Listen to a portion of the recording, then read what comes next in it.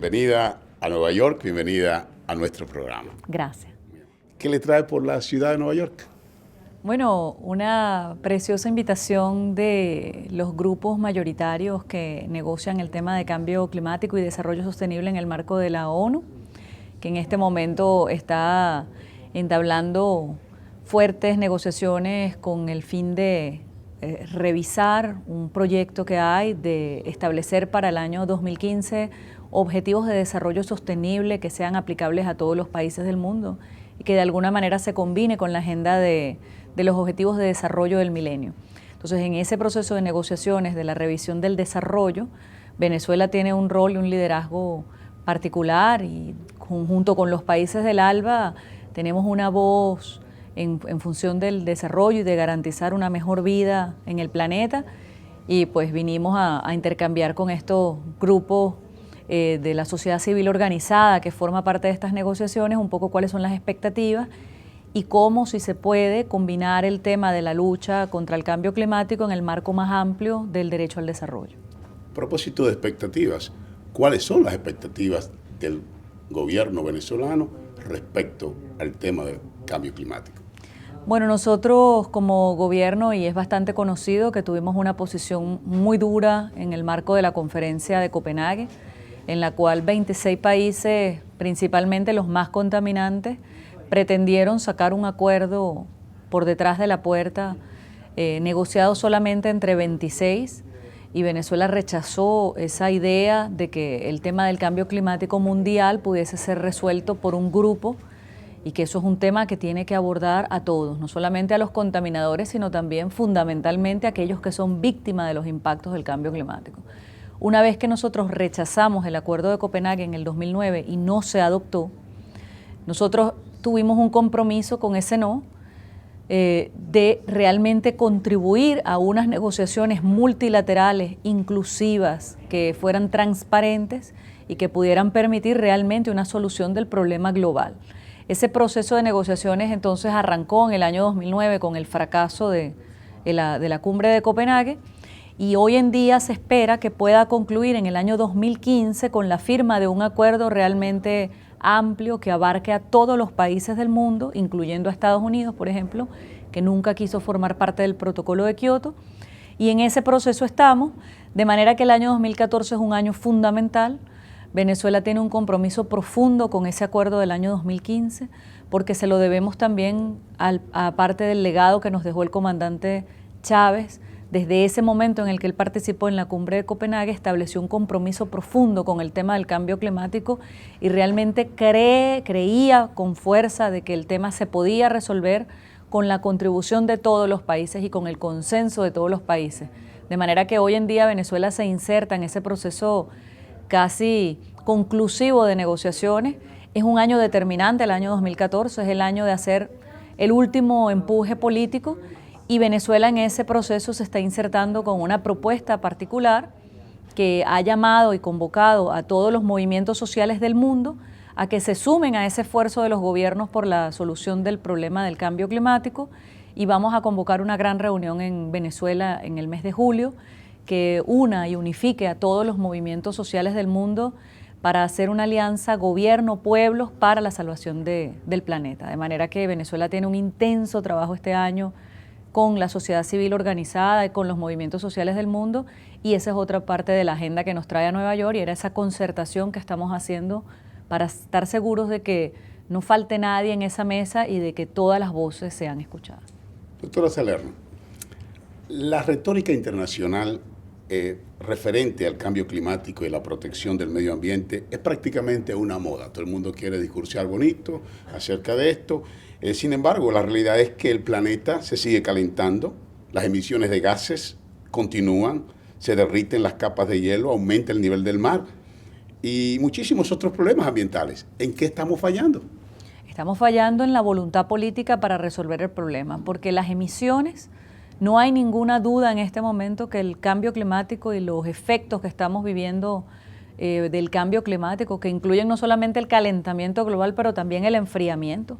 Recientemente Estados Unidos vio uno de los fríos más horrendos, el norte en general vivió uno de los inviernos más crudos, y luego viven inmediatamente después los veranos más calientes, y ese fenómeno se está repitiendo no solamente en el norte, sino también en los países del sur, con fenómenos que incluyen devastadores movimientos de agua, lluvias, huracanes, tormentas. No hay ninguna discusión en este momento planetaria, y ese es un gran avance. La ciencia lo demuestra, pero también el individuo en su vida cotidiana se da cuenta de que está ocurriendo algo que no ocurría antes. No hay ninguna duda tampoco ya de que eso que estamos viviendo se debe a la acción del hombre en el planeta. Y ese factor antropogénico del efecto del cambio climático es el que debemos atacar. Todas las emisiones están asociadas a un sector económico. Las emisiones no se producen en el aire, se producen asociadas a la agricultura, al cambio de uso de la tierra, al sector energético, a la ineficiencia energética, al consumismo, a la producción excesiva de basura. Todas las emisiones están asociadas al hombre y a su conducta como actor económico y como consumidor. De manera que es allí donde tienen que estar las acciones de los estados. Pero para que eso cambie, es decir, para que las emisiones asociadas a los sectores económicos cambien, tiene que haber un proceso de reforma de las economías que producen las distorsiones en el clima. No es el clima lo que hay que cambiar, es el sistema. Esa fue la frase de Hugo Chávez en el año 2009, y él a partir de ese momento construyó, y hoy en día se sostiene, la tesis de que es el capitalismo el causante del cambio climático. Y si nosotros no cambiamos el modelo que causa la distorsión, no podemos resolver el problema de la temperatura. De manera que esas transformaciones económicas y productivas y humanas que están asociadas a las conductas que generan el impacto y el cambio de temperatura son las que cuesta mucho cambiar, porque ningún país quiere, o no todos, están dispuestos a hacer esos cambios necesarios. Y ese es el fondo de la cuestión política del debate. Es decir, ¿qué tan dispuestos estamos a cambiar esos modelos económicos que son depredadores, no solamente del clima, sino a su vez también de las consecuencias que tiene el hombre?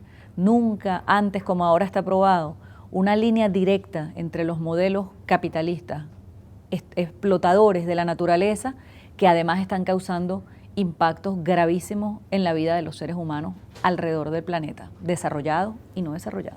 En ese mismo tenor, la República Bolivariana de Venezuela, uno de los principales países productores de petróleo, ¿cómo balancean ustedes la producción del crudo con el cuidado del medio ambiente? Es lindísima esa pregunta y te la agradezco, porque es una de las cosas que nos da más orgullo, y es que estamos colocados en una situación muy particular que nos permite tener un discurso altamente ético y listo también para los cambios necesarios. Venezuela sí es conocida por ser un país productor de petróleo, pero también se conoce menos, por ejemplo, que es un país con una intensa y profunda vocación ambiental. Es un país que está colocado en el corazón de la cuenca amazónica. Venezuela tiene el tercer país con el caudal más grande del mundo, que es el río Orinoco, que nace en territorio brasilero venezolano y sale hacia el mar Caribe portentoso. Venezuela tiene el 70% de su matriz energética hidrológica. Nosotros producimos el 70% de la energía que consumimos por agua, y es un país verde y limpio. Tenemos el 60% del territorio bajo alguna figura de protección natural, y prácticamente mucho de ese territorio es parque nacional, de manera que es territorio virgen. Tenemos el 54 millones de hectáreas de bosque virgen amazónico, que no lo puede decir muchos países. Somos un país pequeño, pero con una inmensa, profunda vocación ambiental. Fuimos el primer país de América Latina con un Ministerio del Ambiente, el primer país de América Latina con una ley penal del ambiente, y el primer país de América Latina y uno de los primeros de todo el continente en tener una ley orgánica de protección del ambiente. De manera que, justamente por ser un productor petrolero, pero además por tener esa profunda vocación ecológica, nos constituye hoy en día. Las emisiones de Venezuela representan el 0,48% del total mundial. Nosotros tenemos menos emisiones que muchas islas del Caribe, que tienen solamente economías basadas en el turismo, por ejemplo. Y Venezuela, siendo un productor de petróleo y teniendo las reservas probadas de petróleo más grandes del mundo, podemos decir, tenemos la moral y la responsabilidad suficiente como ecologistas, sobre todo que somos antes que petroleros, de asumir esas reservas y esa producción de una manera responsable con el medio ambiente y con la salvación del planeta. Usted se ha referido en otras oportunidades al tema de pérdidas y daños causados mayormente por las emisiones y contaminaciones de los países industrializados. Desde su punto de vista, ¿cuál debe ser el enfoque respecto a este tema? Es un tema muy sensible dentro de las negociaciones porque forma parte integral de la agenda que se conoce como la adaptación al cambio climático. Yo siempre he dicho, y es una perspectiva personal, que después de que nosotros hacemos todos los esfuerzos para mitigar, y no podemos, es decir, para atacar las emisiones donde se producen, y no lo logramos, la adaptación se convierte entonces en la agenda de la resignación. Y yo creo que es también una agenda del fracaso de la negociación. Es decir, una vez que no pudimos hacer lo que era necesario, ¿cómo nos adaptamos a la situación de vida? Hay países para los cuales la adaptación es la única negociación en este momento que es válida, porque entienden que ya los impactos son tan grandes y son tan sensibles que ellos no pueden hacer otra cosa por su tamaño, por su peso dentro de la economía mundial, tampoco pueden hacer transformaciones que vayan a hacer realmente un impacto en las emisiones globales. No les toca sino aprender a vivir con las situaciones que otros han creado para ellos. El año pasado, en la COP de Varsovia, logramos aceptar la creación de un mecanismo para la evaluación de los daños y las pérdidas. De manera que, por primera vez en la historia de las negociaciones, se abría un espacio para la negociación de lo que está vinculado con quién es el responsable y quién paga por los daños. Nosotros hemos visto consecuencias climáticas catastróficas en los últimos años, la del 2010 de Pakistán, que dejó a 20 millones de personas en la calle y además viviendo con los pies en el agua porque se inundó una gran superficie. Y vimos recientemente también las consecuencias de Haiyan en Filipinas, que aún hoy día se están viviendo. Para poder hacer una comparación y que la gente entienda cuán difícil es adaptarse y cuán difícil y sensible es el tema de pérdidas y daños. Yo le recuerdo, por ejemplo, al público norteamericano lo compleja que fue la negociación post-Katrina con las empresas aseguradoras que no reconocían Katrina sino como un evento extremo y no querían pagarle a las personas la recuperación de sus viviendas por la pérdida por un huracán. Y esos seres humanos, cualquier ser humano en el planeta, viva en New Orleans o viva en Filipinas, nosotros consideramos que el debate tiene que ser sobre todo ético y humano. No tiene que ver con quién paga la factura, tiene que ver con que ningún ser humano en el planeta debería tener un gobierno que no se haga responsable porque un huracán lo deje sin vivienda y no tenga a dónde más recurrir. De manera que creemos que el término, la pelea por la evaluación de los daños y las pérdidas, sí es una agenda que se asocia de manera natural con los países en desarrollo, pero yo no creo que un huracán distinga quién es desarrollado y quién no cuando toca, y al final todos terminamos recogiendo los enseres de nuestra casa como seres humanos, vivamos en New Orleans o vivamos en Filipinas. Todos los seres humanos lloramos nuestras pérdidas igual, nuestros daños igual, y sufrimos las mismas consecuencias como humanos. Japón, incluso, con todo el poder económico que tiene, tuvo la catástrofe nuclear que fue complementada por una espantosa ola de un maremoto, y yo creo que cualquier ser humano en ese momento se parece mucho. Y las imágenes que sacaban las pantallas de mujeres llorando a sus pérdidas en Filipinas se parecían mucho a las mujeres llorando en Japón. De manera que yo creo que es en esa profunda conexión con lo que es humano y con lo que en verdad importa que los gobiernos conseguiremos la fuerza para llegar a acuerdos sobre aquellas cosas que nos tienen que ser comunes porque nos duelen exactamente igual. Tomando en consideración las posiciones que han tomado en los diferentes foros internacionales sobre este tema, yo me animo a preguntarle, ¿hay política de doble estándar de los países desarrollados referente al tema del cambio climático y medio ambiente? Las hay, claro que sí. Es un discurso hipócrita en el cual algunas veces nos hemos visto confrontados con países que exigen a otros lo que no están dispuestos a hacer ellos mismos. Incluso, por ejemplo, en el caso de Estados Unidos, que no firmó el protocolo de Kioto, vemos todo un discurso moralista sobre todo lo que hay que hacer, pero que ellos no están dispuestos a hacer en el marco de un concurso internacional con la supervisión de afuera de otros países que puedan exigirle a ellos que se comporten de cierta manera. Estados Unidos mantiene y sostiene la tesis de que los esfuerzos tienen que ser nacionales y cada quien hace lo que pueda, cuando pueda, pero sin el consenso internacional. Otros propugnamos que el acuerdo tiene que ser de todos y que no puede haber un país que diga, ustedes hacen esto y yo hago lo que me dé la gana. O sea, no puede ocurrir porque, nuevamente repito, los impactos de las acciones o las inacciones de los países grandes afectan exactamente igual a todos los otros países del mundo. De manera que tiene que ser un tema de consenso. Sí hay doble estándar, pero nosotros lo denunciamos cada vez que lo vemos. ¿Cuál piensa usted que debería ser la orientación del debate mundial en la cumbre sobre el cambio climático que se realizará en la ONU en septiembre de este año? Nosotros hemos visto con interés el hecho de que Ban Ki-moon haya llamado a todos los presidentes del mundo a volver a recordar que la agenda no ha terminado.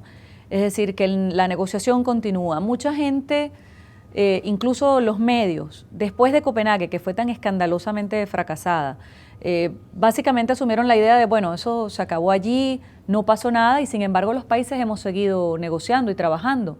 De manera que yo creo que básicamente un primer positivo mensaje que hay de ese encuentro de presidentes es, no hemos terminado, los grupos han seguido negociando y tenemos la expectativa de concluir un acuerdo en el año 2015 y llamar a los presidentes del mundo a que lancen ese último empuje para tratar, esta vez sí, de no volver a perder ese espacio y esa negociación porque las consecuencias cada vez están siendo más graves.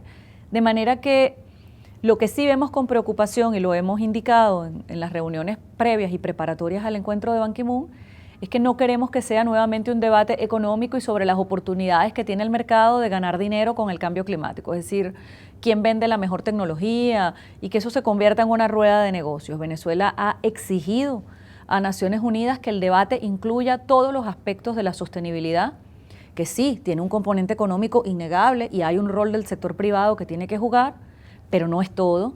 Hay también un debate de fondo que tiene que darse sobre la forma como nos desarrollamos y la relación que tenemos con el entorno y el ambiente, cómo lo depredamos, cómo consumimos y cómo podemos ser más sostenibles también como individuos, y el componente también que tiene que ver con aquello que es, más allá de la responsabilidad, con el ambiente como una cosa abstracta, es con el hombre como actor fundamental de este planeta. El planeta puede perfectamente vivir sin nosotros. Tiene miles de millones de años sacudiéndose distintas especies que han pasado por aquí. Y con las heladas y con los grandes calores, montones han pasado y montones seguirán pasando. Nosotros no podemos convertirnos en otra pulga que el planeta se sacuda. Nosotros no podemos pensar que hay un plan B, no hay otro planeta que este. Esta es la única oportunidad que tenemos de hacerlo bien como especie. Y yo creo que esa es una oportunidad que no podemos perder. Y la soberbia no puede ganar sobre el tema de la supervivencia. Yo creo que en la medida en que nosotros recordemos cuán humano es el debate de fondo, conseguiremos la fuerza necesaria para hacer los cambios que son absolutamente urgentes. ¿Qué está haciendo la República de Venezuela, no solamente como gobierno político, sino como proyecto de nación para integrarse a la búsqueda de soluciones al problema del cambio climático? Nosotros estamos profundamente convencidos de que el problema es el modelo y que tiene que ver con la transformación del sistema económico que genera el impacto climático. Y como gobierno bolivariano y socialista estamos inmersos en un profundo debate nacional sobre la creación y la estructuración de lo que hemos llamado el ecosocialismo. No puede haber socialismo que no sea ecológico. Un socialismo que no es ecológico no es socialista. Un socialismo que no tenga un profundo compromiso con el ambiente y con la protección de la madre tierra está errado en su orientación. De manera que nosotros no podemos, que decía el presidente Chávez siempre, no le pongan a la calle socialista. ¿Qué tiene la calle socialista si es una calle?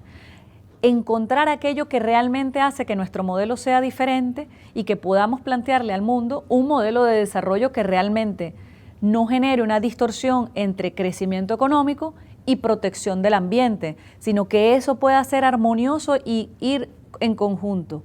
Hoy en día prácticamente todos los modelos están sentados sobre la base de que para tener un gran crecimiento económico y lo que se llama mal llamado desarrollo, tú tienes que acabar con todos los recursos y expoliar el planeta y el país que te fue dado de todos los recursos naturales y hacer una política extractivista y depredadora. Nosotros consideramos que es allí donde está la solución, en que cada país esté dispuesto a hacer los cambios estructurales del sistema y del modelo, y en eso estamos. Hemos iniciado y hemos convocado hace poco más de 2 semanas el primer congreso fundacional del movimiento ecosocialista por la paz y por la vida, entendiendo también que el desarrollo económico está asociado a la paz y a la capacidad de cada ser humano de vivir en paz y a la supervivencia en sí como un tema de casa y derechos humanos. De manera que ese movimiento ya se ha lanzado en todo un debate a nivel nacional y ese debate se está traduciendo en los distintos sectores de la economía a ver quién puede hacer qué y cómo para aportar su pequeña parte. A propósito de la gente, y en sentido general, ya no solamente en el marco venezolano, ¿usted cree que la gente está consciente del impacto del calentamiento global? ¿Qué rol debe jugar la ciudadanía ante la crisis climática? Todo. Yo creo que el ser humano y el individuo en su entendimiento es el que es el último, no solamente el último objeto de la negociación y de lo que logremos en la convención, pero además estoy profundamente convencida, como socialista que soy, que el ser humano es el único que es capaz de cambiarlo todo cuando quiere. Es verdad que la negociación es complicada, que el tema de la transformación de los modelos económicos es una negociación que suena a que no va a acabar nunca bien y que eso no va a funcionar, pero yo creo que la historia del ser humano y la historia de la humanidad está llena de grandiosos y extraordinarios momentos en los que el ser humano ha demostrado que cuando se junta las voluntades en función de grandes cambios, ocurren cosas maravillosas. Y yo creo que desde las revoluciones más extraordinarias que ocurrieron con la ciencia y con el saber desde la Edad Media para acá, el ser humano ha demostrado que cuando se junta en un espíritu correcto, es capaz de hacer las cosas más maravillosas. Y yo creo que es en ese gran movimiento de individualidades entendiendo y sufriendo los impactos y sensibilizándose con esa cotidianidad y que ese cambio climático no es algo que va a ocurrir, sino que ya está ocurriendo, ya lo están sufriendo. Creo que esa gran masa de voluntades mundiales va a hacer que los gobiernos entiendan que tienen que ir al ritmo de ese espíritu que está ya naciendo en el mundo entero, desarrollado, no desarrollado, y se están juntando las fuerzas para grandes cambios. Estoy convencida de eso. Creo que el denominador común a nivel internacional es cómo hacer para involucrar a la gente en un tema que afecta tan traumáticamente a toda la humanidad. Yo creo que, bueno, y ese ha sido el compromiso de Venezuela, los gobiernos no van a poder resolver nada solos. Es decir, cualquier ministro o gobierno entiende el término de su temporalidad en una función pública que le es dada por el pueblo que lo elige. Yo creo que básicamente lo único continuo, lo único sostenido y lo único sostenible es el ser humano que toma las decisiones de escoger a cierto gobierno o no, y de exigirle a esos gobiernos que hagan lo que tienen que hacer y para lo que los eligieron. Nosotros estamos convencidos de que esa convocatoria es absolutamente necesaria y es por eso que Venezuela está haciendo ese llamado a los movimientos sociales del mundo a venir a debatir con los gobiernos. No quiero irme sin aprovechar la oportunidad, ya que usted es la viceministra de Relaciones Exteriores para América del Norte, de saber cuál es la reacción del gobierno de la República Bolivariana de Venezuela respecto a la decisión de la Cámara de Representantes de los Estados Unidos de sancionar, de incautar fondos y de prohibir la entrada de funcionarios venezolanos que supuestamente han violado los derechos humanos. Nosotros y el canciller Elías Agua hemos sido, en la vocería del canciller Elías Agua como país hemos llevado una denuncia a nivel internacional de lo que consideramos un acto de hostilidad y de injerencia. Creemos que, y así hemos conseguido la solidaridad de UNASUR, que forma parte además estructural del proceso de diálogo que ya se instaló en Venezuela y se instaló a convocatoria del presidente Maduro, un proceso de diálogo que incluye a todos los sectores de la oposición fundamentales y participa también el Vaticano como testigo de la buena marcha de las relaciones. Es con sorpresa y con tristeza que nosotros vemos estas acciones que en realidad no responden sino a una agenda de un grupo extremo de la oposición que impulsa a algunos representantes del Senado norteamericano a proponer sanciones contra nuestro país. Creemos que todo el derecho internacional, y así lo ha demostrado también la jurisprudencia, es claro y taxativo en el sentido del respeto a los procesos internos de los países y la no injerencia. El derecho internacional también es claro en contra de las acciones unilaterales que no estén avaladas debidamente por el Consejo de Seguridad, que es el único que puede legalizar un acto unilateral de un Estado hacia otro. De manera que todo lo que está ocurriendo en este momento en el Senado transgrede de manera abierta los principios más fundamentales del derecho internacional relacionados con la no injerencia y con la prohibición de acciones unilaterales. Hemos hecho esta denuncia en el marco de UNASUR, que se pronunció con una declaración apoyando el proceso de diálogo venezolano y en contra del proyecto de sanciones del Senado, y hemos conseguido también la solidaridad de 120 países que constituyen el movimiento de los no alineados, que tuvo una reunión de cancilleres la semana pasada, y en pleno 120 países del movimiento de no alineados se pronunciaron también en contra de estas acciones. Creemos que y tenemos fe en que ojalá no se apruebe nunca, que eso no pase de ser un proyecto, pero el hecho de ser un proyecto no lo hace menos grave. Es grave porque las acciones unilaterales son actos de hostilidad contra un gobierno democráticamente electo y que está haciendo todo lo que está en su alcance y además en su deber para contener situaciones puntuales de extrema violencia y de terrorismo que se ha desatado en las calles, promovido además por algunos sectores de la oposición radical que han conseguido apoyo financiero de los Estados Unidos. De manera que es una cadena de actos sobre los cuales Venezuela ha sido contundente. Seguiremos promoviendo la paz en nuestro país, seguiremos controlando los focos de violencia porque es nuestro deber como Estado controlar la violencia callejera, cuya última representación, una de sus últimas manifestaciones fue la quema de un preescolar con 90 preescolares adentro que fueron rescatados de las llamas por los bomberos, y más recientemente, la semana pasada, la quema de un autobús escolar con niños adentro que se trasladaban al colegio. Era porque era un preescolar del Estado y eran niños hijos de funcionarios públicos, y los llamados manifestantes pacíficos por parte de congresistas norteamericanos queman preescolares, queman autobuses llenos de niños, y eso se supone que nosotros debemos entenderlo dentro de la lógica de algunos representantes del Senado norteamericano como una manifestación pacífica contra el gobierno. Venezuela seguirá haciendo todo lo necesario para el sostenimiento de la paz y seguiremos manifestando en todos los foros internacionales nuestra voz en contra de las acciones unilaterales y de la violación del derecho internacional. Doctora Claudia Salerno, gracias por su tiempo. Gracias. Muy amable.